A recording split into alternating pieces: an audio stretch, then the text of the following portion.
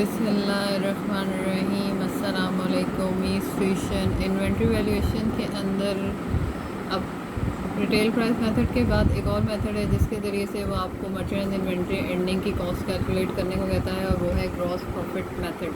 अब gross profit method का question given है आपके 5 में 2015 प्राइवेट, और ये बीकॉम पार्ट 1 कराची यूनिवर्सिटी के टॉपिक से मैं समझा रही हूँ कि अयान कंपनी है और उनकी destroy by fire the following data were obtain from the accounting. Merchandise inventory opening given है आपको, परचेजेस गिवन है, परचेज रिटर्न, सेल रिटर्न और ग्रॉस प्रॉफिट का रेट गिवन है, और रिक्वायर्ड में वो आपसे कह रहा है cost of merchandise inventory destroyed by fire. तो ये आपको कैलकुलेट करनी है। ग्रॉस प्रॉफिट मेथड में जो सबसे पहली चीज़ हमें चाहिए वो है मर्चेंडाइज इन्वेंट्री ओपनिंग। तो merchandise inventory opening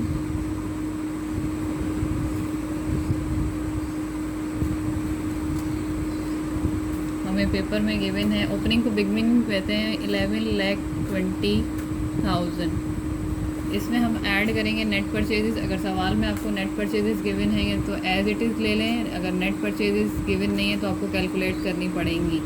net purchases कैसे पता चलता है कैलकुलेट करनी है? अगर आपको transportation in purchase return allowance और परचेज डिस्काउंट गिवन है तो आपको नेट परचेज कैलकुलेट करनी पड़ेंगी, जबकि यहाँ पर हमें से परचेजेस गिवन है और परचेज रिटर्न गिवन है। तो इसका मतलब है यहाँ पे हम कैलकुलेशन में जाएंगे तो ये आपकी हेडिंग बन जाएगी। फिर हम यहाँ पे लेंगे सबसे पहले परचेजेस की वैल्यू गिवन है हमें 10,56,000। इसमें अगर ट्रांसपोर्टेशन होता तो ऐड करते, इसमें से लेस कर देंगे आप परचेज रिटर्न एंड अलाउंस।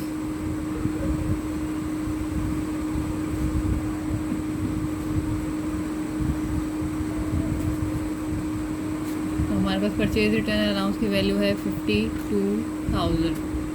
इसमें से इसको माइनस करेंगे तो हमारे पास जो आंसर आएगा वो बनेगा नेट परचेजेस।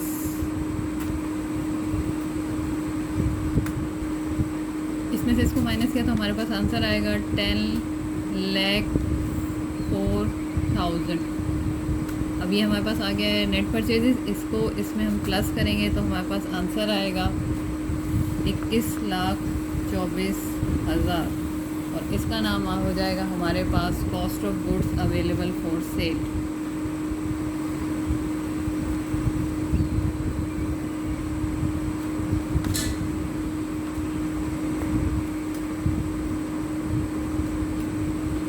नेक्स्ट चीज़ इसमें से हम लेस करेंगे cost of goods sold.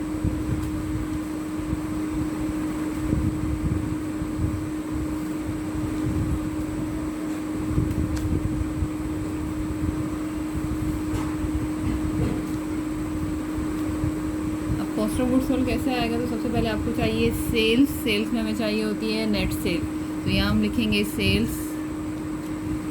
Cell की वैल्यू हमें गिवन है यहाँ पर 28,70,000। इसमें से हम लेस कर देंगे सेल रिटर्न एंड अलाउंस, सवाल में आपको गिवन है।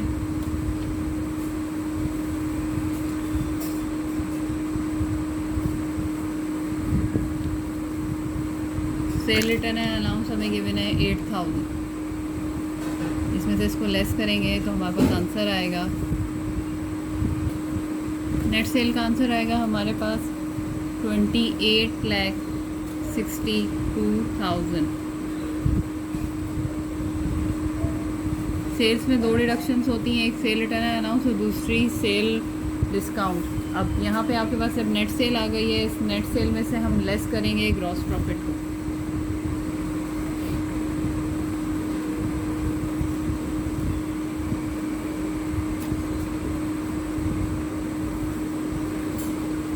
ग्रॉस प्रॉफिट कैसे लिखेंगे? ये 28,62,000 हमें इस कॉलम में लिखेंगे। इसके बाद हमें ग्रॉस प्रॉफिट लिखना है। तो ग्रॉस प्रॉफिट कैसे आएगा? जो आपकी नेट सेल की अमाउंट आई है 28,62,000, इस पे आपको सवाल में ग्रॉस प्रॉफिट की परसेंटेज गिवन होगी, वो लगानी पड़ेगी। सवाल में जब हम देखते हैं ग्रॉस प्रॉफिट की परसेंटेज गिवन है वो है 41%। तो 41 डिवाइड बाय 100, इसको कैलकुलेट करेंगे तो हमारे पास आंसर आएगा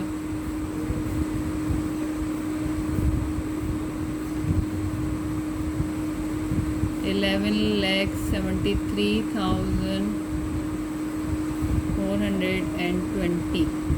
इसको आप लेस करेंगे, माइनस करेंगे 28,62,000 में से, तो हमारे पास आंसर आ रहा है 16,88,580। तो ये हमारे पास जो वैल्यू कैलकुलेट हो गया, ये इसका नाम है कॉस्ट ऑफ गुड्स सोल्ड। अब यहाँ से ये लेस करना था आपको cost of goods available for cell में, और कॉस्ट ऑफ गुड्स सोल्ड आ गया हमारे पास यहाँ पर। इसमें से इसको लेस करेंगे हम 21,24,000 में से इसको लेस किया, तो हमारे पास आंसर आ गया 4,35,420। ये हमारे पास कॉस्ट आई है, cost of inventory merchandise destroyed by fire.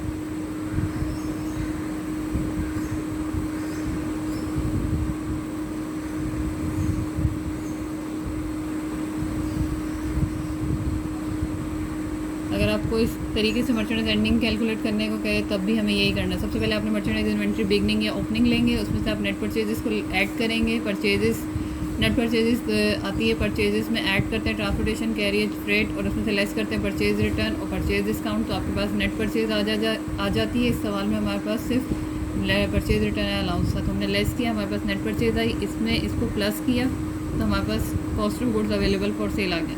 अब इस स्टेप में लेस करना है कॉस्ट ऑफ गुड्स। अगर ये डायरेक्ट हमारे पास होता तो हम डायरेक्ट लेस कर देते। अब क्या करेंगे, इसको सेल्स लेंगे, और सेल भी हमें नेट सेल चाहिए। सेल से दो चीज़ें लेस होती हैं, सेल रिटर्न एंड अलाउंस और सेल डिस्काउंट।